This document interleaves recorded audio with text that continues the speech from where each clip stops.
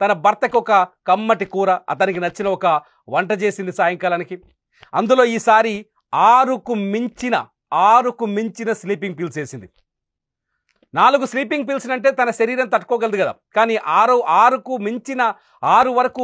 మించిన sleeping pills వేసేసరికి రాజు అన్నం తిన్న వెంటనే పూర్తి స్థాయి మత్తులోకి జారుకున్నాడు. తీవ్రంగా అంటే కనీసం స్పృహ కూడా లేకుండా నిద్రలోకి జారుకున్నాడు. రాజు స్పృహ కోల్పోయిన స్థాయిలో నిద్రపోతున్న విషయాన్ని గమనించిన ఈ అందమైన శంకిని ఏం చేసిందో తెలుసా? ప్రియుడు ఉదయ్ కుమార్కి కాల్ చేసింది. ఉదయ్ కుమార్ ఒక్కడే రాలేదు. ఉదయ్ కుమార్ ఆగస్టు 6వ తేదీ రాత్రి ఈ మొండి గొల్ల వీధి వీళ్ళ ఇల్లు ఎక్కడైతుందో ఆ ఇంటికి తన మిత్రుడు, ఇతని పేరు మల్లికార్జున, చౌదరి మల్లికార్జున. అతని ఫోటో కూడా చూపించవచ్చు. ఉదయ్ కుమార్తో పాటు ఉదయ్ కుమార్ మిత్రుడు మల్లికార్జున, ఈ ఇద్దరు కలిసి ఒక బైక్ మీద ఈ అమ్మాయి ఎవరు మౌనిక ఇంటికి వచ్చారు. వస్తూ వీళ్ళొక స్కెచ్. అసలు ఇదంతా మౌనిక ప్లానే. వస్తూ ఆ వీధిలో ఏదైతే ప్రభుత్వం విద్యుత్ స్తంభాల పైన లైట్లు ఉంటాయో ఆ లైట్లన్నింటినీ ఆఫ్ చేస్తూ మెల్లిగా మౌనిక ఇంటి వరకు వచ్చారు. అంటే ఆ వీధినంతా చిమ్మ చీకటిగా మార్చేశారు. ఎందుకు మార్చారంటే ఒక్క సీసీ కెమెరా ఉన్న వీళ్ళ దొంగతనం, వీళ్ళ హత్యోదంతం బయటకు వస్తుంది కాబట్టి.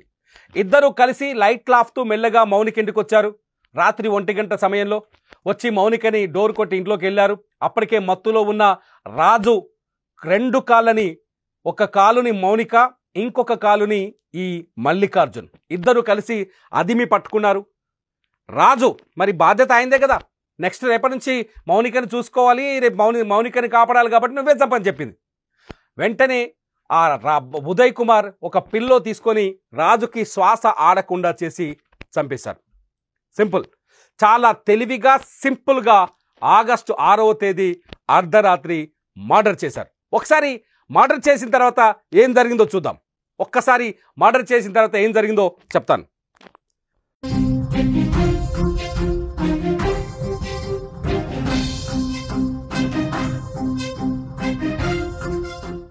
ఆగస్టు 6వ తేదీ అర్ధరాత్రి హత్య జరిగిపోయింది.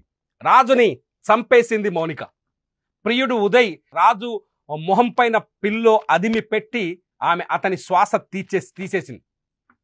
మరి శవాన్ని ఏం చేయాలి? దాచిపెట్టాలి కదా, లేకపోతే గొయ్యి తీసి పాతి పెట్టేద్దామా? నో, కథని మళ్ళీ మార్చింది మౌనిక. ఇప్పుడు మళ్ళీ కొత్త స్కెచ్ చేసింది. రాజు మరణాన్ని ఒక యాక్సిడెంట్గా మార్చాలనుకుంది. మహా తెలివైంది.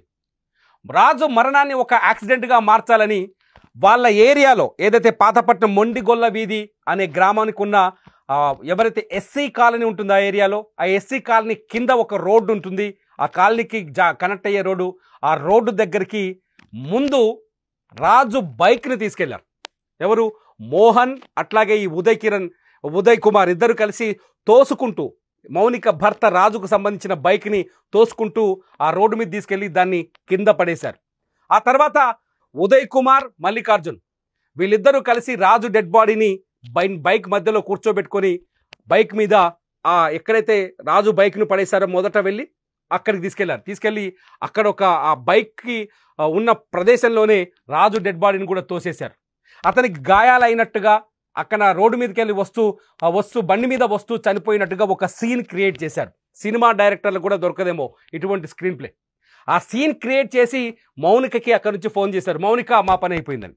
అటు నుంచి ఉదయ్ కుమార్ అట్లాగే మల్లికార్జున్ తిరిగి వెళ్ళిపోయారు వాళ్ళ ప్లేసుల్లోకి. ఆ తర్వాత మౌనిక అసలు స్క్రీన్ ప్లే స్టార్ట్ చేసింది. ఆ రాత్రే ఆగస్టు 6వ తేదీ అర్ధరాత్రే తన అత్తామామలకి, కుటుంబ సభ్యులకి ఫోన్ చేసి మీ ఇంటికి రాజు వచ్చాడా అంటూ అమాయకంగా అడగటం ప్రారంభించింది. రాజు రాలేదు, రాజు ఇంటికి రాలేదు, అర్ధరాత్రి దాటిపోయినా మా ఆయన మా ఇంటికి రాలేదంటూ కపట నాటకాన్ని మొదలుపెట్టింది. ఆ కపట నాటకంలో దొంగ కన్నీళ్లు కూడా ఉన్నాయి, దొంగ గొంతు కూడా, ఆవేదన పూరితమైన గొంతు కూడా ఉంది. ఆ కపట నాటకాన్ని నమ్మిన కుటుంబ సభ్యులు బోరున విలపిస్తూ రాజు కోసం ఆ రాత్రి నుంచే వెతుకులాట మొదలుపెట్టారు. కట్ చేస్తే ఆగస్టు 7వ తేదీ తెల్లవారుజామున పోలీసులకు